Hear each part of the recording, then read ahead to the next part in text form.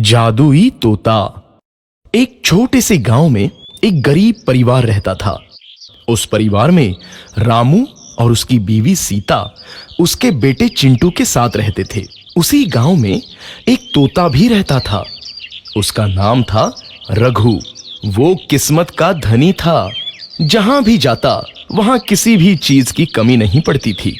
एक दिन रघु उड़ते उड़ते उस गरीब परिवार के घर गया। रघु सोचता है, अरे वाह, लगता है यहाँ आज बहुत अच्छा खाना मिलेगा। मैं पेट भर के खाऊंगा। वो एक कटोरी में रखे अमरूद देखता है। अरे वाह, अमरूद, मुझे तो ये बहुत पसंद है। मैं तो इसे पेट भर के खाऊंगा। रघु तोता अमरूद खाने ही लगता है। तभी सीता रघु को अमरूद खाते देखती है तो गुस्सा हो जाती है और उसे वहां से भगा देती है। भाग यहाँ से, न जाने कहां से आ जाते हैं। मैं तो परेशान हो गई हूं इनसे। सीता के भगाने के बाद रघु चुपचाप से एक कोने में रहता है। धीरे धीरे उस परिवार की बरकत होने लगती है। एक दिन रामू और सीता खाना खाते वक्त बातें करते हैं। आजकल हमारी बहुत तरक्की हो रही है, काम भी अच्छा चल रहा है। रामू कहता है। इस पर सीता कहती है, सच कहा, भगवान हमेशा ऐसे ही हम पर मेहरबान रहे। बेटा चिंटू भी कहता है, पिताजी, मुझे खिलौना लेके दो ना, मेरे सभी दोस्तों के पास है। रामू कहता है, ठीक है, जरूर लाऊंगा।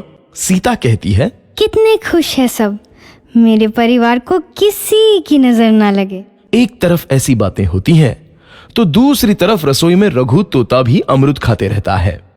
मजा आया, अमरूद खाया, मजा आया, अमरूद खाया, मजा आया। तभी सीता रसोई में आती है और रघु तोते को अमरूद खाते देख बहुत गुस्सा होती है। सीता रघु को बाहर निकालने के लिए पिंजरे में अमरूद रखती है। रघु जब अमरूद खाने लगता है तो पिंजरे का दरवाजा बंद हो जाता है और वो उसमें फंस जाता है। मुझे बाहर निकालो, मैं यहाँ फंस गया हूँ, मुझे बचाओ। अगले दिन सीता पिंजरा उठाकर बाहर दूर उस रघु को छोड़ देती है। रघु के जाते ही उनके घर आई बरकत धीरे धीरे कम हो जाती है। उन्हें बहुत घाटा होता है। सीता कहती है, ये क्या हो रहा है, अचानक इतना कैसे बदल गया? अभी तक तो सब कुछ अच्छा चल रहा था। रामू कहता है, लगता है भगवान हम पर रूठ गए हैं। चिंटू भी कहता है, लगता है अब मुझे खिलौने भी नहीं मिलेंगे। और वो रोने लगता है और बाहर चला जाता है। कुछ दिन बाद रघु तोता फिर से उस घर में आता है। वापस आया, मैं वापस आया, अब मैं जमकर अमरूद खाऊंगा।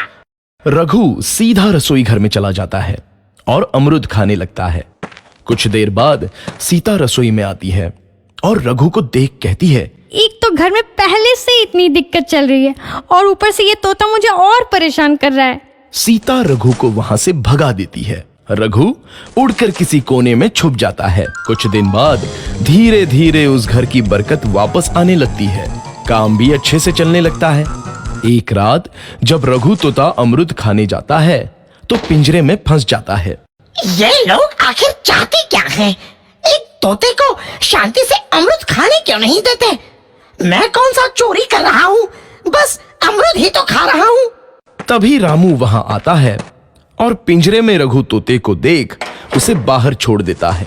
ये तोता भी कितना जिद्दी है, बार बार वापस आ जाता है। जैसे ही रामू रघु को छोड़ देता है, अगले दिन से फिर से उनके घर की बरकत जाने लगती है।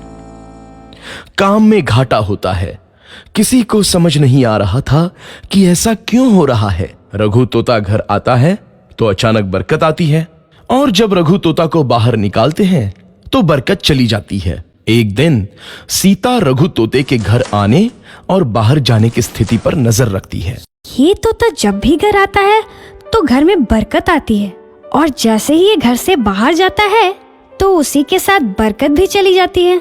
कहीं ये जादुई तोता तो नहीं है? अगली बार जब ये तोता घर आएगा तो मैं इसे कहीं नहीं जाने दूंगी। सीता रघु का बहुत इंतजार करती है लेकिन रघु तोता दोबारा उस घर में कभी नहीं आता।